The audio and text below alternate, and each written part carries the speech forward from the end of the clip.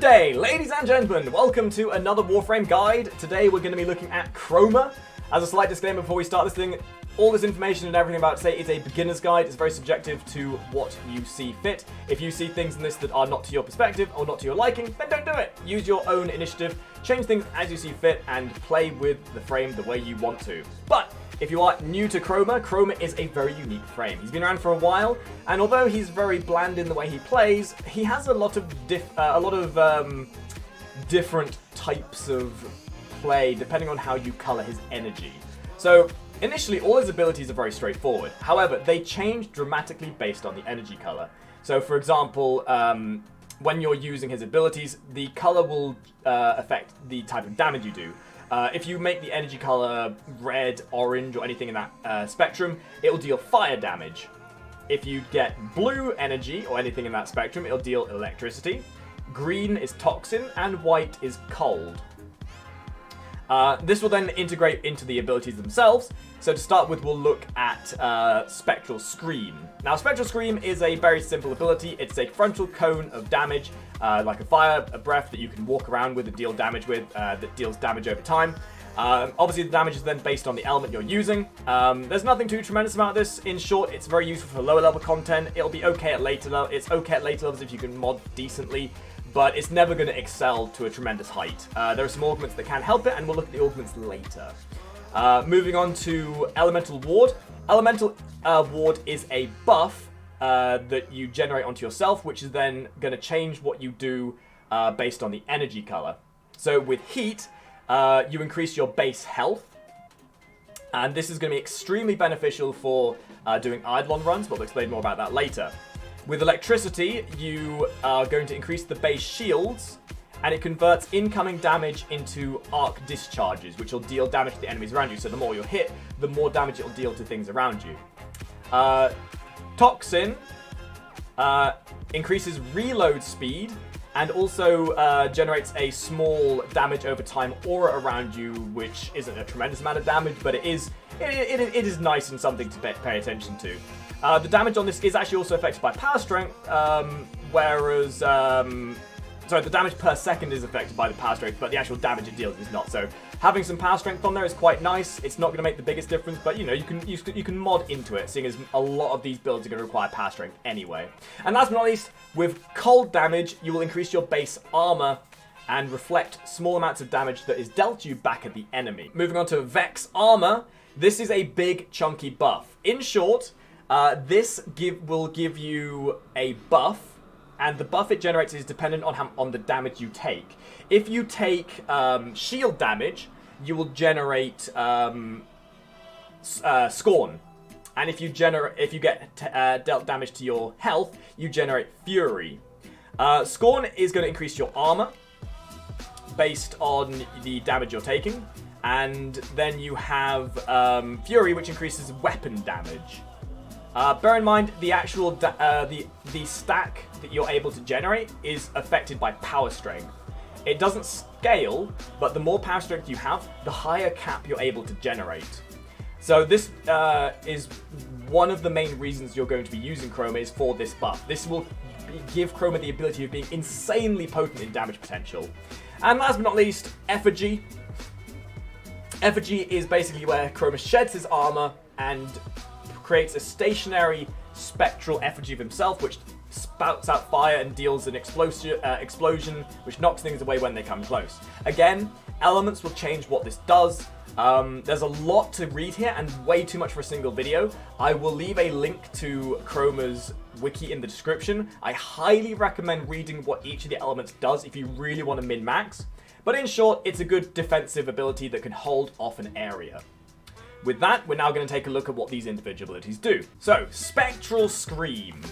Once activated, we'll start channeling a fire breath with a widened comb out the front. The actual range is okay. It does get a small benefit from building into range. However, I would not recommend it initially. As you can see, I'm built for the red energy color, so these guys are getting dealt fire damage at the moment. And if this was green, it'd be Toxin, so forth, so on. It's quite nice. Again, it's not going to scale too well at higher levels. Then you have Elemental Ward. Simply put, it's a nice little buff that will reduce the overall damage you take based on what you have on you. With fire, it's going to generate a small aura around you. It'll deal damage to things around you. But you'll notice specifically, my health has almost doubled. Which is extremely nice for survivability purposes. If you're looking for survivability, the white damage is, the white energy color gives you a significant amount of armor. And that the amount of armor is actually really nice. It used to be what was the priority until his recent change. However, I would highly recommend that fire is what you want to go, especially if you're doing Eidolon runs or anything at the higher level. We'll take a look at the 3 momentarily, as it's the most intricate part of Chroma. The 4 is then the Effigy, where you shed your armor. And that was actually much more of a knockback than I thought it would be. So that's you generate the Effigy, which is like a floating portion of your armor, and as your naked self, you gain a 20% movement increase, but you also have 50% less armor. You're able to run around obviously quite fast. You're a bit more vulnerable, but it's nice to have this situational turret, essentially, that's able to hold off enemies if you're doing a defense mission, mobile defense, anything of that nature. Whilst this is active, it also allows you to pick up 100% bonus credits. So any credits you pick up are doubled, essentially. And it does increase the radius in which you pick up credits as well. So, little tidbit, Chroma's good for farming credits. Now, Chroma's 3 is where he shines. This is what everyone loves using Chroma for. Chroma's 3 turns damage dealt to Chroma into a buff. And as I mentioned earlier, damage dealt to the shields will give you armor. Damage dealt to the health will give you weapon damage. So let's just show this in turn fit. So let's turn on Elemental Ward to give myself more health. We'll then enable Vex Armor, and we'll start taking some damage. You can see, maybe I should have used something slightly lower level. Alrighty, so now that we have slightly scaled the enemy, we'll show this again. So Elemental Ward and Vex Armor.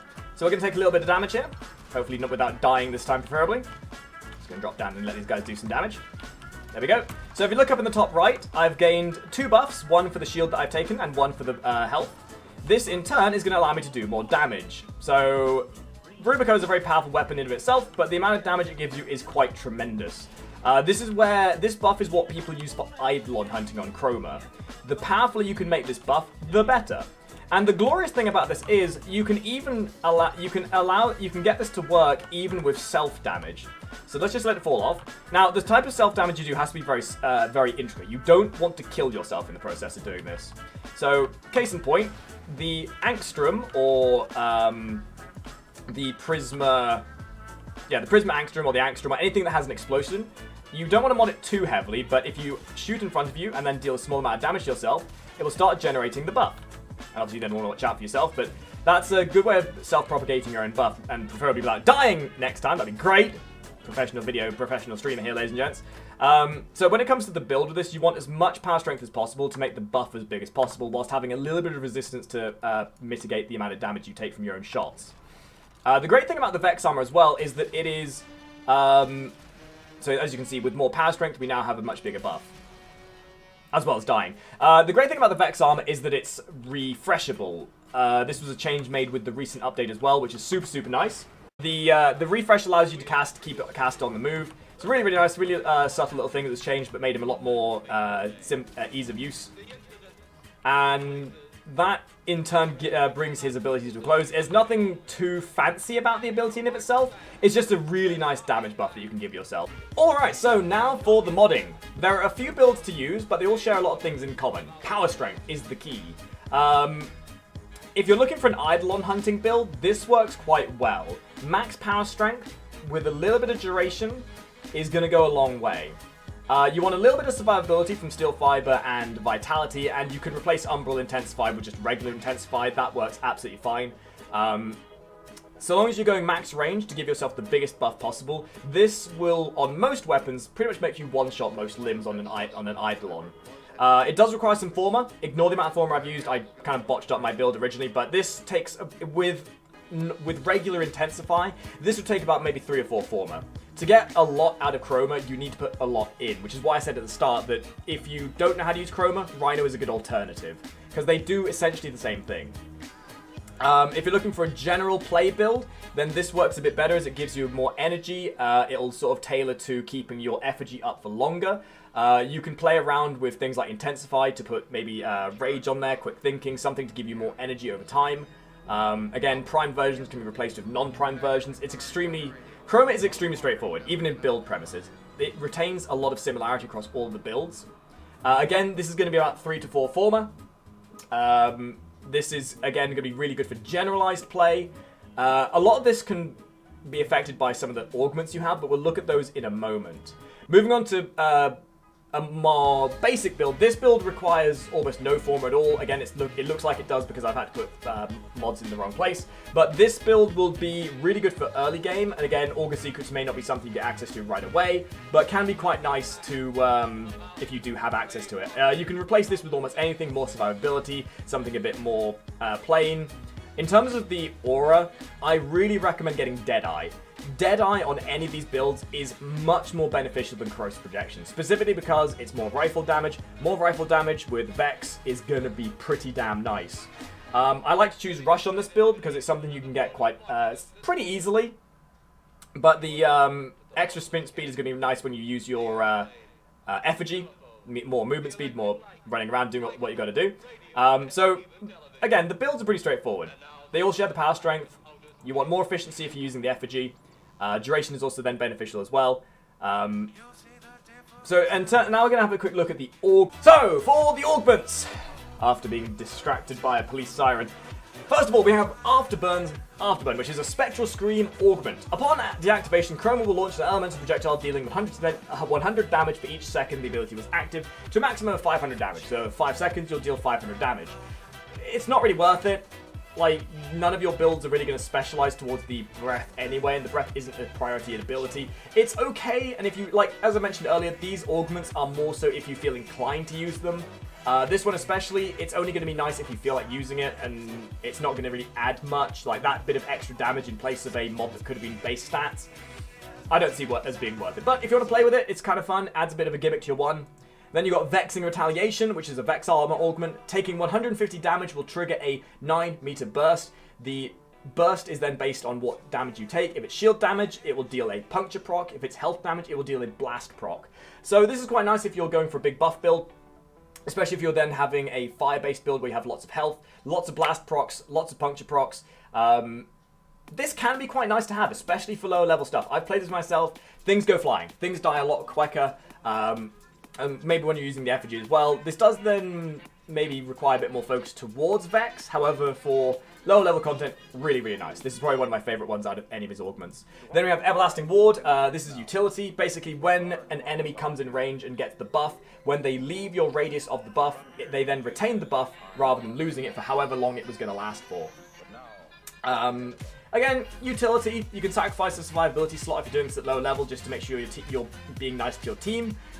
Is it needed? No. Is it nice? Yes. Then we've got Guided Effigy. Now this one I think is the most interesting. Cast and hold to make Effigy move to your aim point, deals 2,000 damage per second to enemies in its path, and roars on arrival, stunning nearby enemies. The Effigy is already blasting things away and dealing lots of damage. Having the ability to move this thing can be quite nice in a situation where you need to move your defensive posture. The actual damage that it deals is significant as well. So if you run into something like a Nox or a Juggernaut, it actually surpasses the vulnerability resistances they have as well, which can be quite nice to abuse certain mechanics. But at the very least, the actual roar that it does and the damage it deals is rather substantial. So if you're focusing on an Effigy build, this can be quite nice. Again, would I recommend you using it? No. All of these augments are entirely down to your preference as to whether you like them or not. So with that being said, I'm sure I've forgotten something in this guide. Chroma is a really delightful frame. He's had a couple of changes made to him. He's a little bit bland in terms of actual execution, but everything about Chroma is about the finesse of the colors. Figure out the colors, look at the wiki, I will leave a link to it again in the description of the video, and figure out how you want to play him. My recommendation, fire with power strength to get the biggest Vex buff possible, because that is what people use him for. That is the priority of how his abilities work currently. And why not make him as good as you can? A fat 1000% bonus damage with a good Vex build? Pretty nice. So, I hope you enjoyed the video, guys. If you have, leave a like, share it to your friends. This has probably been one of the first videos I've done in a while where I didn't know everything about him before I started it. So obviously there are some things I might have missed here. If I have, please let me know in the comments down below. I myself am still learning Chroma, but hopefully I've helped you learn something about him in the process. And hopefully I'll see you in the next video. Ta-ra!